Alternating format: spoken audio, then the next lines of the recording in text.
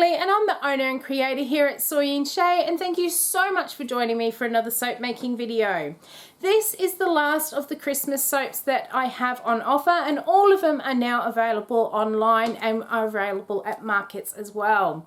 Now I did want to do one of those sort of traditional icy blue looking soaps, but I didn't want to do that traditional snowflake. So I was determined to make some little snowmen, and I did that in the behind the scenes video this week, and we are now going to create the soap to sit them all on. Let's go. So in my jug here I have my usual oil mix, and I am going to pour my sodium hydroxide and distilled water solution down my stick blender into the oils here, and then I'm going to very lightly blend it until we are at emulsion.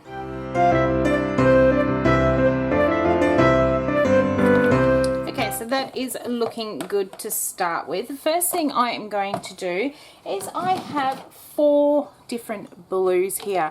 In my darker one I have this mysterious blue. This one in the middle, this is a gorgeous blue. This is Blue Heaven, and it's got this goldy green sheen to it. It's really, really pretty. And then in this final one here I have a little bit of aquamarine, and I'm just going to pour a bit of soap off into each of these. Right, so now I am going to mix my colours in, and then we will get to putting the fragrance in.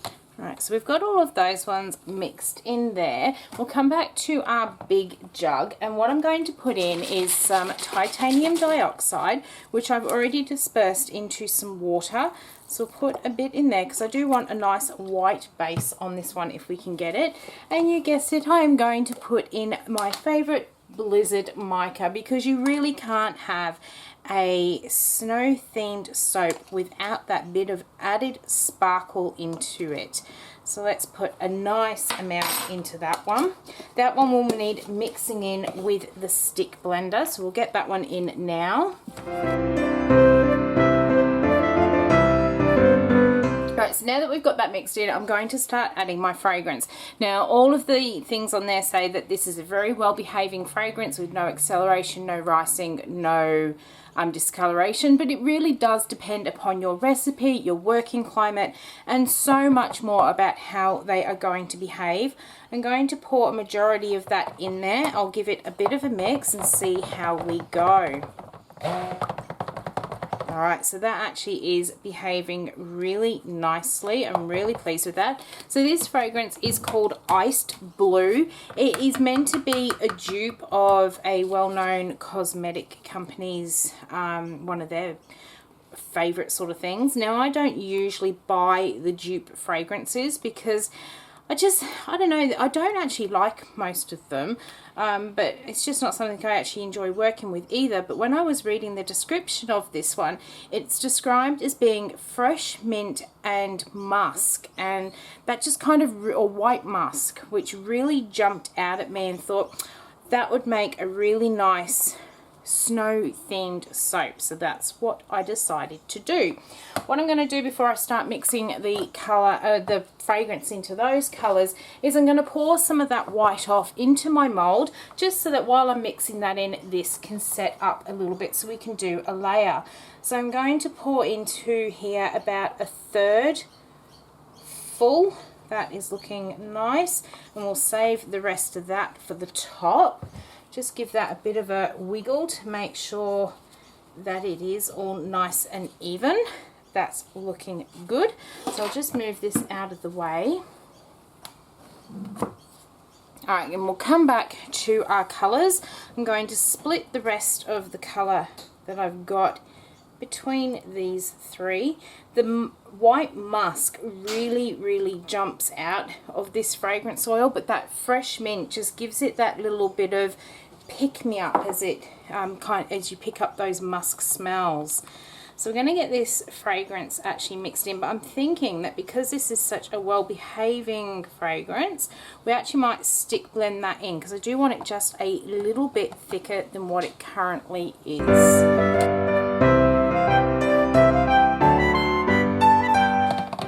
The other thing I'm actually thinking is that these may be just a tiny bit too bright for my image that I have in my head of what I want these to be. So I'm just going to also add in a tiny bit of titanium dioxide too.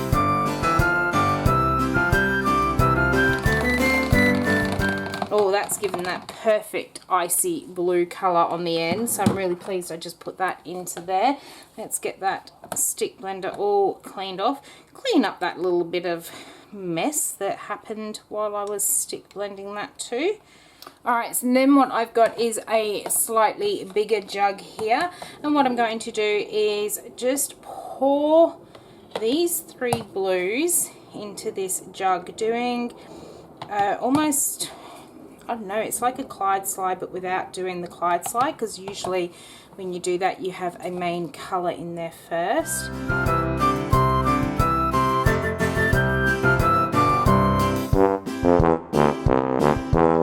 Okay, so we've got all colour in there. I'm going to come back to this one. That white has really set up. I'm actually just going to go and stir my big bowl for a minute. Alright, so this is actually setting up quite quickly. Even though I said at the beginning it has no acceleration, there is obviously just an oil in here. It could be my temperature or anything that does make it move quicker than whoever did the test on this particular fragrance. We've had some really humid days lately.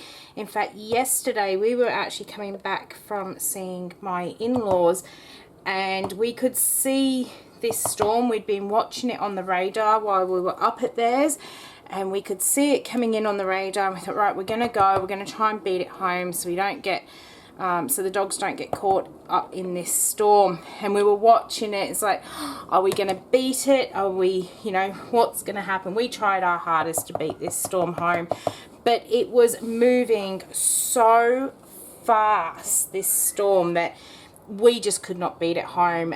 But because it was moving so fast, it literally went over the house and was gone. They said it was like someone just turned the hose on for, you know, 5 minutes and then boom, it was gone again. I'm just going to go knock this down.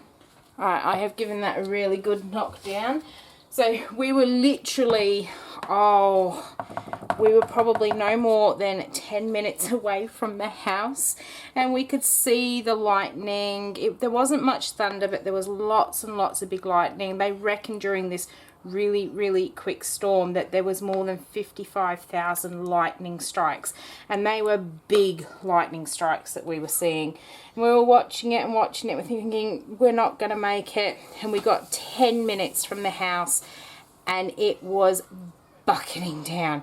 We really do need this rain, and that wasn't the issue. Like, if the dogs get wet, they get wet. I just have to dry them off. The issue is my 2 girls actually do not like thunderstorms. The one girl, my old girl, she used to love them. She used to worry me when she was a puppy. She used to sit out in the backyard and actually used to watch the lightning storms. You'd see her watching where the lightning was coming from, and she'd just sit out there for hours during these lightning storms. And even the thunder never really bothered her. But since she's got older, and especially now that she's actually gone deaf as well, she really doesn't like the storms. Just that charge that's in the air, she just does not like them. And then the young girl, well, she's terrified of her own shadow some days. Quite sad. We believe someone actually went for her at our old house, because the neighbour's dog used to just bark and bark and bark, and came up one day, and we think they targeted any house that was in the vicinity that had a dog, because I found stuff in our backyard that actually wasn't ours. And it was from that point on that my young girl decided that she was frightened of anybody and everybody that came to the house, and she all of a sudden suddenly became frightened of storms as well, whereas up until then she was never worried about storms either. So we were trying so hard to beat this storm home the other day. They were very happy to see us when we did get home, and they were soaked. They have plenty of space to sit under cover where they wouldn't get warm or get wet. Our whole house is actually on little stilts, so they can actually get right in underneath the house. So there was absolutely no reason for them to be as wet as they actually were. But when it rains, they both go out in that rain. And luckily we've had the old girl, she's actually been recently clipped, so she was nice and short haired, so she didn't take long to dry off. But when she's been wet and she's got her long hair, that is an absolute nightmare. Alright, what I'm going to do is go and give this a knock down to make sure that we've got nice even sides and that we get rid of all the air bubbles too. Alright, so this one is smelling so good. Unfortunately, I have got a little bit of that blue on the top here, but that's okay. What I'm going to do first of all is give this a really, really good spritz with some Blizzard mica, just to give it a really nice, shiny, snowy looking top. Alright, so we've got our Blizzard mica on there, and that just gives it a shiny top. But to give it a bit more of a glittery top, I have got some holographic eco glitter from Aussie Soap Supplies, and I'm going to give that a really nice sprinkle as well. So now for the really exciting bit, I have got the little embeds that we made in the behind the scenes video this week. How super cute are these little snowmen? I had so much fun making these. I've had it in my head for quite some time to make some snowmen to go on a Christmas soap, and I finally sat myself down and made these up, and I am so pleased with how they have come together. And each of these bars is going to get one little snowman, and we're going to put them all on the same side. They should all be the right width, so we won't cut into any of them. I'm actually going to turn this on its side this way so that I can see where I'm putting them. We've got some snowmen that are probably a little wider than others, but they should all sit nicely on here. And at the end of the day, if I have to use my single bar cutter to cut these, it is going to be well worth it to have these little cuties sitting on top of the soap. So I'm going to get all of these put in here like so.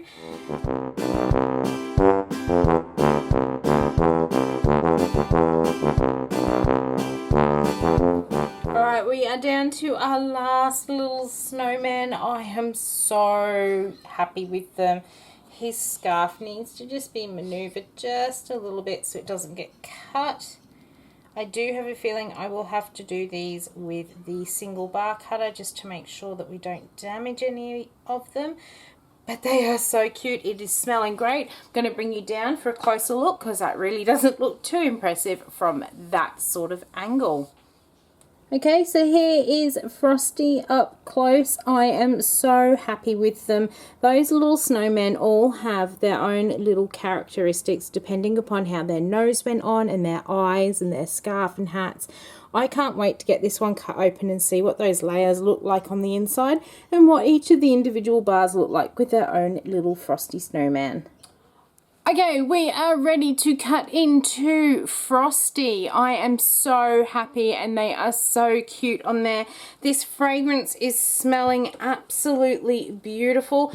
Everything you would expect from a snow themed sort of fragrance here. So I'm really keen to get this one cut open and have a look. I did try and line this up on my multi-bar cutter, but it's just not going to go. And I think there will be just a couple of hats sacrificed on this soap. So I'm actually going to support this snowman as I cut through so that they don't lose their heads. Now that I'm past his hat, I did lose a little bit, but I am going to carry on cutting through and we'll grab this first one out. And that is the inside of Frosty. How cute is that with that little snowman sitting on top? I am really, really pleased with how that has come through. Being the end of this soap bar, that is quite heavy, but I'm sure as we get further along, we will get some nicer little swirls. I'm going to go for this next bar. Now, part of his hat has actually come off, but what I will do is get some more soap dough and just actually fix it up so that they don't look funny. So we're gonna just come past that bit of his hat, push that back up to the end. I'll support his head as I go through the last little bit. And then we'll take a look at this next bar. Alright, so let's just pull that back a little bit so I can get better access to it.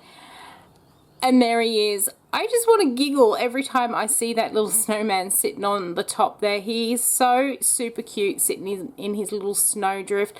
I am loving that biodegradable glitter on the top. It just really sparkles and shines. Now you can see I did lose a little bit of the hat off of this one. I'm not too worried because I'm going to be able to get that back on, use a little bit of water and just gently smooth it back on there. So I'm not too bothered that that hat's come off. Let's get this next one cut and we'll have a look and see what that blue swirl is starting to look like as we move away from the end. So we're going to go back through. Again, I'm just supporting that snowman in front so that his head doesn't get too much pressure and maybe pop off, because we don't want that, do we? Don't want our snowmen losing their heads. And there is another one of our little snowmen soaps. See, every time I look at this, I'm just going to giggle. I can see all the flecks of that mica through this white. I'm loving how that blizzard sparkles in there. I do have a little bit of glycerin river through here, but if you did see my last video on Santa's eggnog and cookies, I mentioned in there that I'm working on a little bit of a thought process with why I've not had glycerin rivers for so long. When I did the last soap, I needed to make up a fresh batch of titanium dioxide, and normally I would leave it sit there for some time before actually using it, but on that occasion I had to make it and use it pretty much straight away. And the white in this is also from that same sort of batch, which is why I think I have some glycerin rivers in here. Let's cut through this one and see what we've got there. Here is another one. They're just so cute. I'm sorry, I'm going to laugh and giggle every time I see that little snowman sitting on the top. I'm so pleased I gave that a go. It's going to take me a while to very gently cut up all of these soaps, just that I don't mess up any of those snowmen on here. So I'm going to do the rest of this off camera.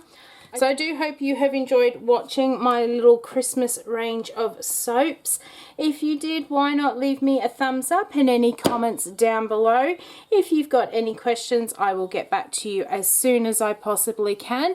And until the next video, I hope you have a great one and I will see you then. Bye.